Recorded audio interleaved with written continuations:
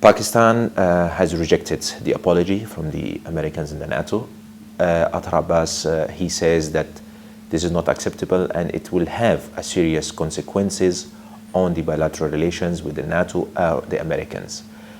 That's one aspect. The other is that Americans want to withdraw. They have already declared 30,000 troops out this year by the 31st of December, and more troops to go out, and finally they vacate in 2014. They are now trying to create a situation where they can, through Bonn conference and through Istanbul conference, Bonn is an extension of Istanbul, that somehow India should be installed as a proxy power in Afghanistan. Now that is not going to be acceptable, it is not going to work. And at this juncture, if they have come and struck Pakistan, that means they do not wish to, somebody in America doesn't wish the President of America to announce withdrawal.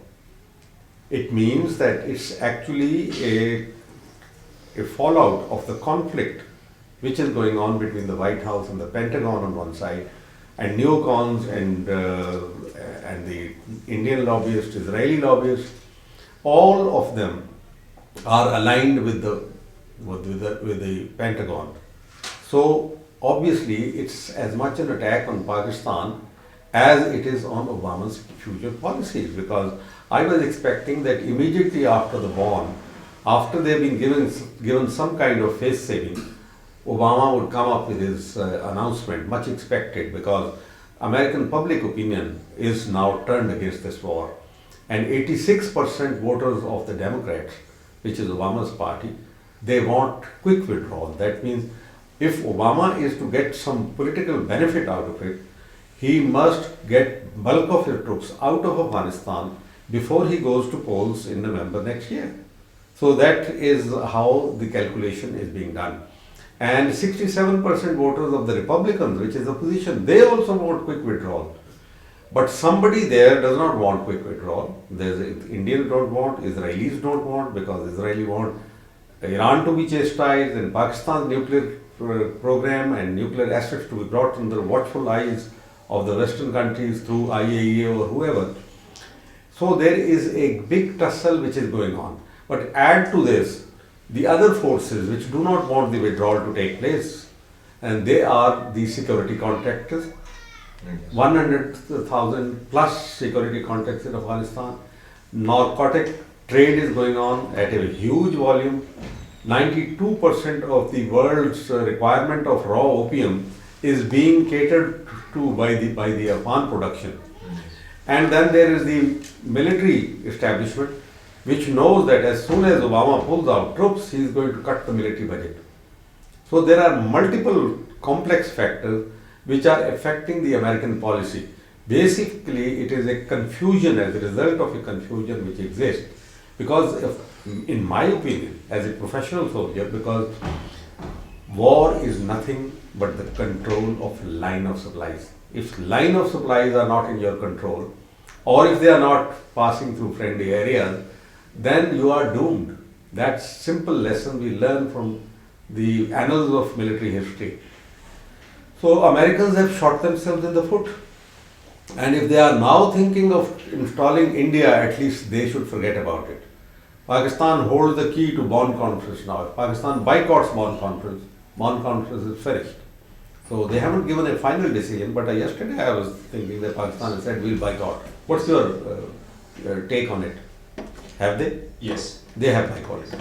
Now that's a very big pressure. Then if NATO, right now 67% of supply, they are lying when they say that we can create an alternative route from Riga through Russia to Kazakhstan to Uzbekistan and down to Afghanistan. No, sir. And I would not recommend that these countries should get into this fray, because if they do, then the fallout will be on them. And you know, this is an irregular warfare. It can travel across the borders. So it would be best for them not to get involved into this. So I don't think that line of supply issue is as easy for them. But then there is one more question. Do they have a bigger design for Pakistan? Are they going to open another front? That's a hypothesis one can imagine. Exactly. But I don't think so.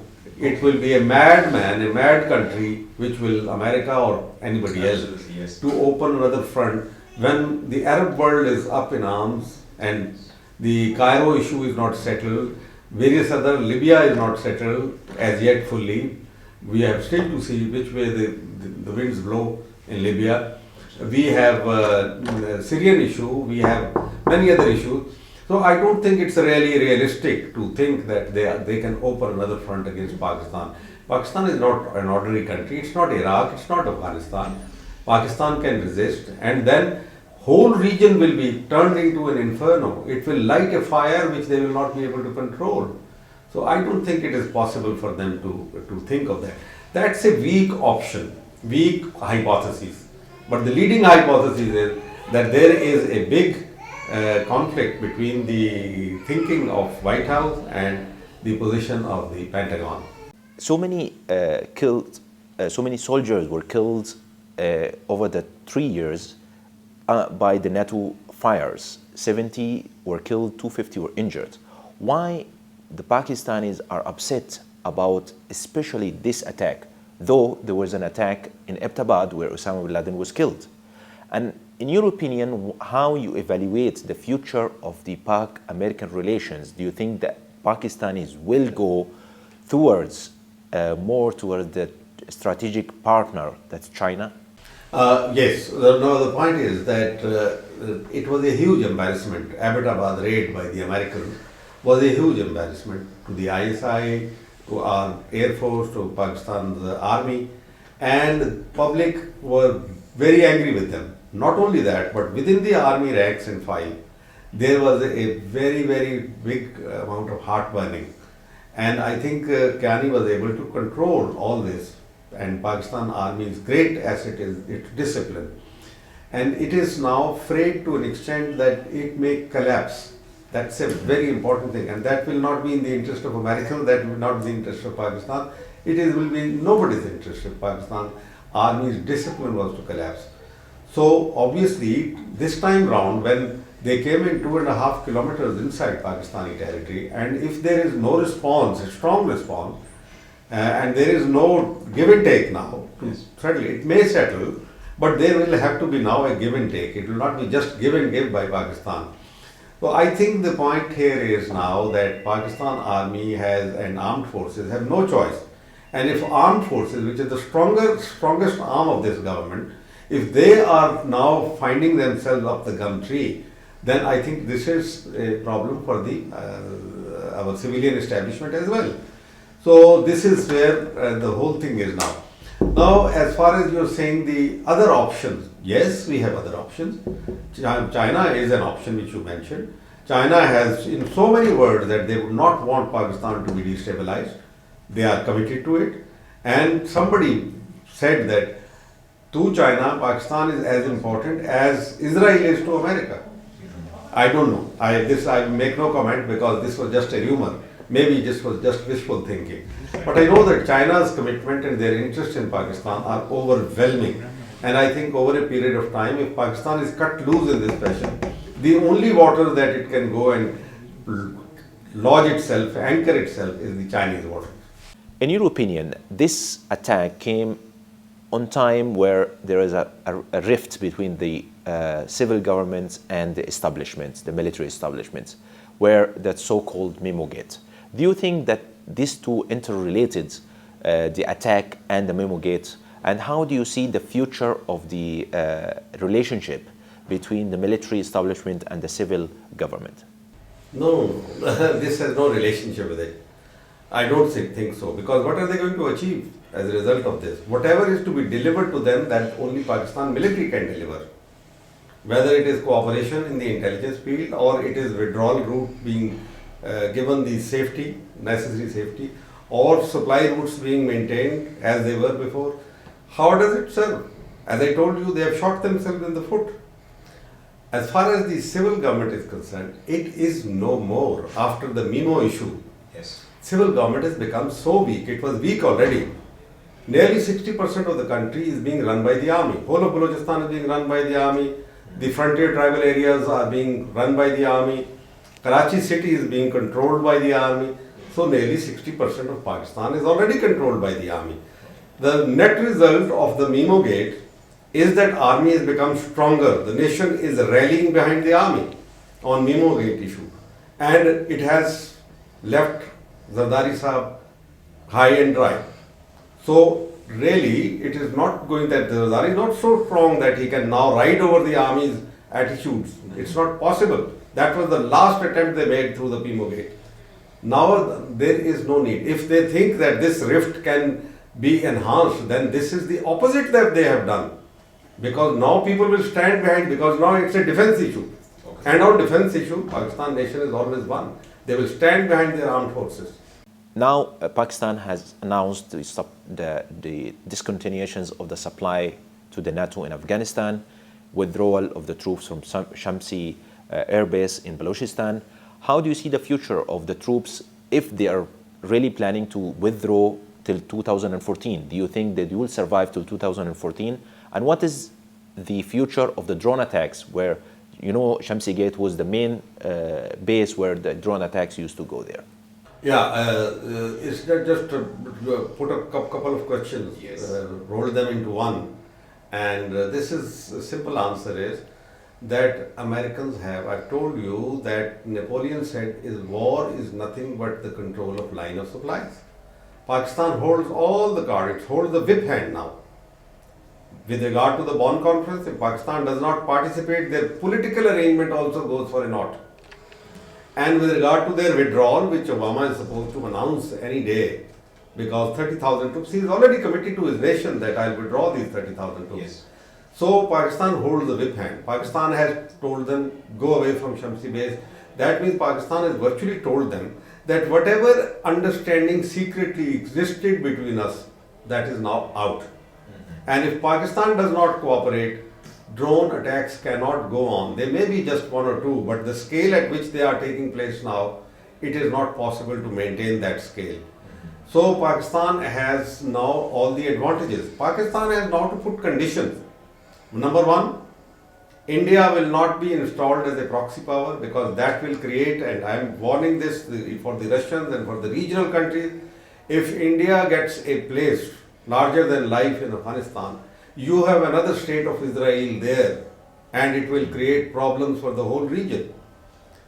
For Iran, for Russia, for Central Asian countries, for Pakistan, and particularly for China. So this is going to be a lot of problems. Okay, now that is one what Pakistan must say. Pakistan must say that there will be an even-handed policy between us.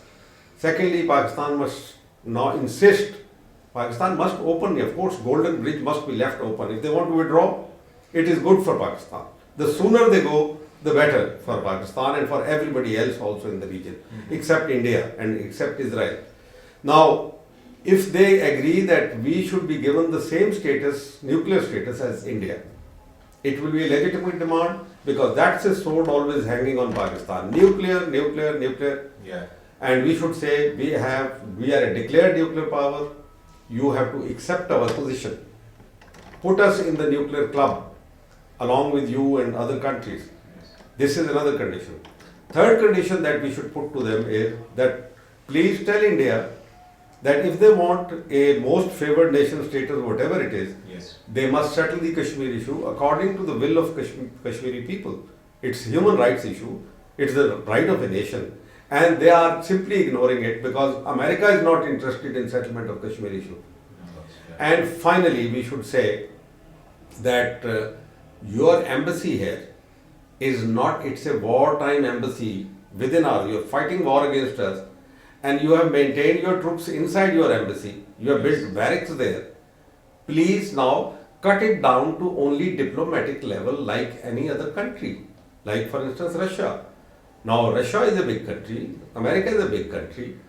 Russia is no more an enemy of Pakistan. It's gone, finished. That story is behind us. That's true. Now the future problem is, our problems are because of American presence in Afghanistan. So we must say that as quickly as possible you should go. We will help you. We will open the routes for you, but on certain conditions.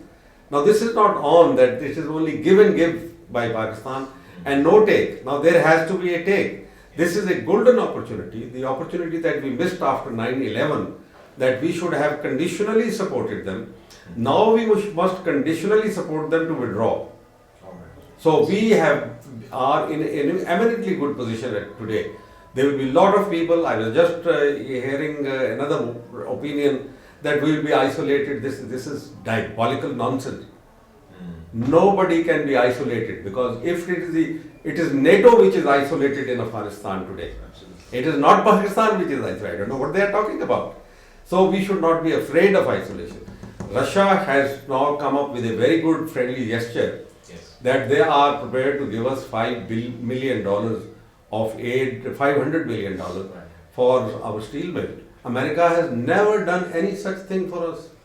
America has never given us any such package, bailout package. In fact, they block our ways.